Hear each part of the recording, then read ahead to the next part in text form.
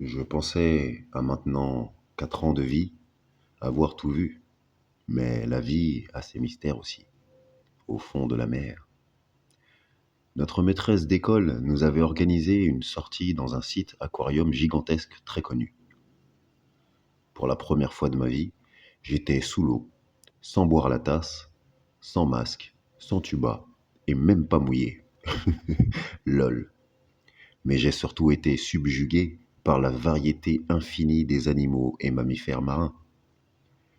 Je n'aurais jamais pu imaginer un monde sous-marin avec autant de couleurs et de végétation. Évidemment, le requin, les calamars géants, les méduses et des millions de gloglottes étaient au rendez-vous. J'étais émerveillé et heureux pour la première fois, car cela signifiait que les océans, bien plus vastes et profonds que les forêts sur la Terre, devaient garder des secrets et nous cacher plus de choses que ce que l'on croit. Bref, vous avez compris.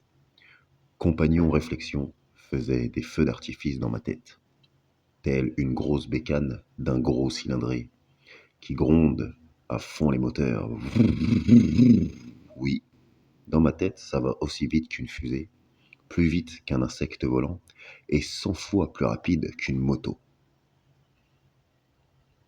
2 mois sans mes parents, et apparemment, j'ai une petite sœur maintenant. Ceci ne changea pour l'instant absolument rien à ma vie, car franchement, d'une, j'étais un solitaire, et de deux, elle n'était qu'un petit bébé que je ne pouvais emmener nulle part avec moi.